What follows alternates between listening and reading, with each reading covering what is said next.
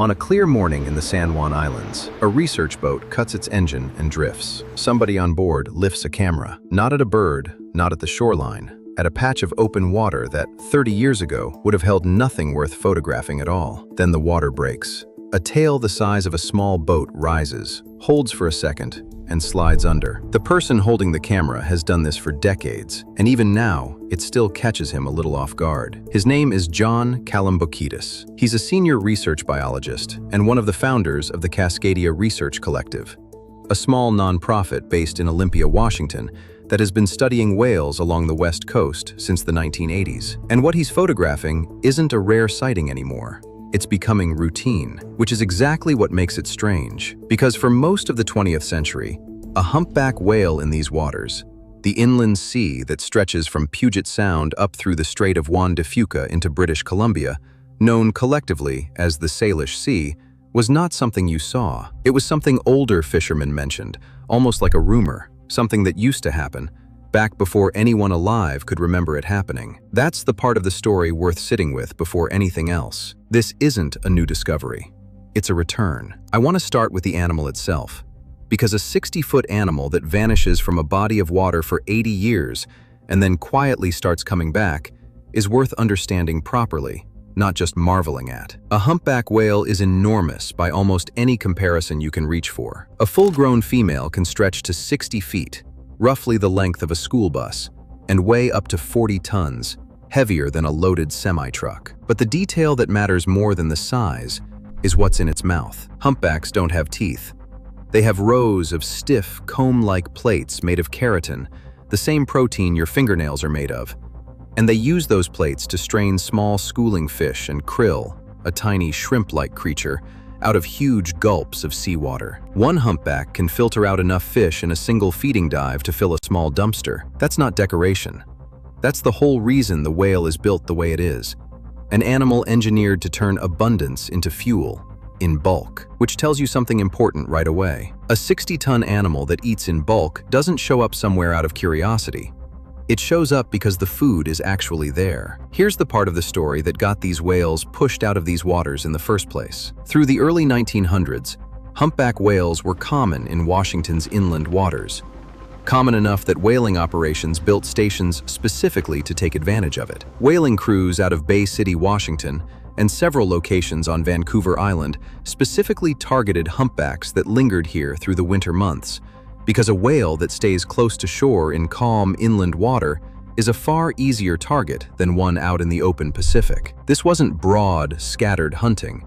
It was a targeted harvest of exactly the animals that had made these protected inland waters their home. By the 1910s, they were gone. Not reduced, gone. To the point that seeing even a single humpback in Puget Sound decades later would have been treated as a genuine event, not a Tuesday. The picture is not complete yet. The reason the whales disappeared so completely wasn't just that they were hunted. It's that the ones hunted hardest were specifically the ones with the safest habit, staying put in sheltered water through the winter. The whaling operations effectively bred that behavior out of the population by killing the whales who did it. For most of the next century, there was no one left with that habit to pass down. That's movement one of this story. A very specific animal with a very specific and vulnerable habit, removed from a very specific place in a way that erased not just the whales, but the behavior itself. What happened next took decades, and almost none of it happened quickly. Calambokidis and a small circle of researchers began studying humpback whales along the West Coast in 1986. For most of that work, the inland waters weren't even the focus. The population being studied lived almost entirely out on the open coast. Inland sightings were rare enough that when two humpbacks were spotted in Puget Sound sometime in the 1980s, that sighting itself became noteworthy among the small community of people paying attention. That's the quiet, unglamorous middle of this story. Not a rescue effort, not a reintroduction program with trucks and tranquilizer darts. Just years of a small research team doing patient, repetitive work, going out on the water again and again, cataloging individual whales by the unique markings on the undersides of their tails, called flukes, the way a fingerprint identifies a person. No two humpback flukes look exactly alike. Black and white patterning, scarring, the shape of the trailing edge. Each one is as individually identifiable as a face. For years, that catalog barely grew. A handful of animals, a handful of sightings a season. The kind of work that has no guarantee it will ever produce anything worth telling. Then, slowly, the numbers on the West Coast overall began climbing. Humpback whales everywhere had been protected for decades under the Marine Mammal Protection Act and the Endangered Species Act, both of which made hunting or harassing them illegal across U.S. waters. With that hunting pressure gone, the broader Pacific population began recovering, not overnight, but at a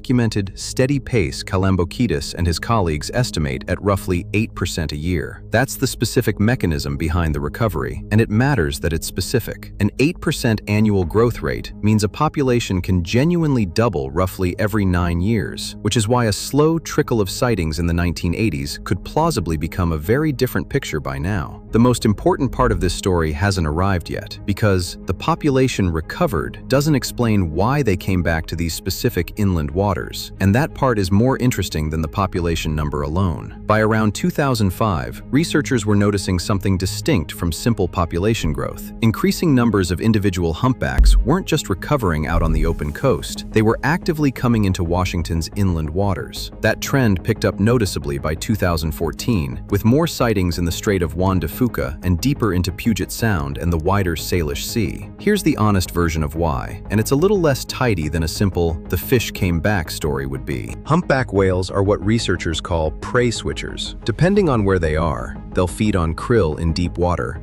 or on small schooling fish closer to shore, herring, anchovies, sardines, whichever is locally abundant at the time. In the outer, open ocean parts of their range, tagged whales have been tracked feeding on krill in deep water over 100 meters down, tracking a layer of it that shows up clearly on sonar. But inside Puget Sound and the eastern Strait of Juan de Fuca, in the shallower inland waters, researchers have documented these same whales instead feeding on small schooling fish, evidence that inland waters function as a different kind of pantry than the open coast. The honest complication is that the status of those schooling fish stocks in the Salish Sea has been genuinely mixed. Some herring populations here have grown, others have declined or shifted their spawning grounds entirely, moving north and west away from areas they used for generations. There isn't a single clean story of the herring came back, so the whales came back. What the evidence actually supports is something a little more modest and, honestly, a little more remarkable. As the overall humpback population kept climbing, individual whales began exploring, pushing back into inland waters their ancestors had used before the whaling era, testing whether there was enough food here to make it worth staying. In the places where forage fish were locally available, that gamble paid off, and the whales stayed. Joe Gaydos, science director for the SeaDoc Society, a marine research and conservation nonprofit based on Orcas Island, put it about as simply as it can be put. Whales that size don't linger somewhere without a reason. If they're here feeding, it's because they're finding the food they need to justify the visit. That's movement 2 resolving into movement 3 without any dramatic turning point. No single rescue, no single decision. Just years of population recovery meeting, gradually, a landscape that in some pockets still had enough left in it to be worth returning to. And the return, once you look at the actual numbers, is not subtle. By the early 2000s, the entire West Coast humpback population had grown from roughly 500 animals to more than 5,000, including an estimated 2,000 or so now using waters in Washington and southern British Columbia. In one focused study looking specifically at the Salish Sea, researchers analyzed more than 9,000 individual photo identification encounters recorded between 2017 and 2023. From that, they identified 770 distinct individual whales using these waters during that period, each one recognized by its unique fluke pattern, the same method Calambokidis was using decades earlier when the whole catalog barely filled a folder. Of those 770 whales, 449, well over half, had also been positively identified on a specific winter breeding ground somewhere else in the Pacific, meaning researchers can now track the same individual animal from a birthing lagoon near Mexico or a breeding area near Hawaii, all the way up to a specific feeding pass in the San Juan Islands, and back again, year after year. That's not a guess about whale behavior.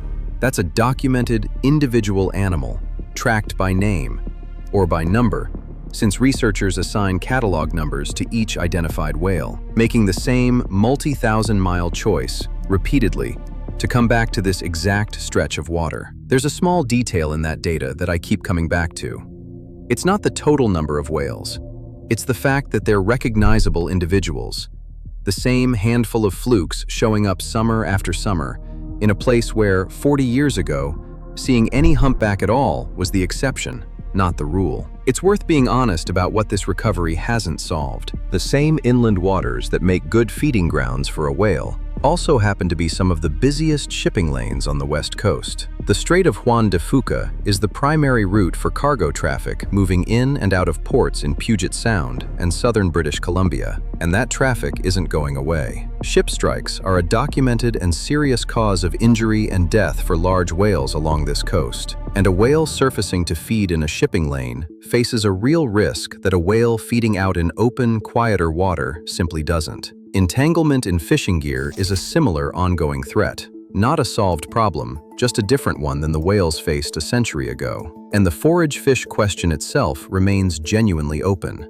Some herring stocks in this region are being actively studied and, in places, supported through restoration work, including efforts by local tribes to rebuild traditional spawning habitat that industrial-era shoreline development destroyed. Whether those efforts hold across the whole inland sea, or whether the whales are simply finding pockets of fish scattered unevenly across a much larger, uneven recovery, is still being worked out by the same researchers doing the photo ID work today. So this isn't a finished story with a bow on it. It's an ongoing one, being tracked in real time by people going back out on the water year after year to see who shows up. Step back from the numbers and the survey data for a moment, and look at the plain shape of what happened. A whale with a habit of staying close to shore in winter got hunted almost to nothing because of that exact habit. For nearly a century, nobody in these waters expected to see one again. Then, slowly, quietly, with no ceremony and no single turning point, protection laws let the wider population grow.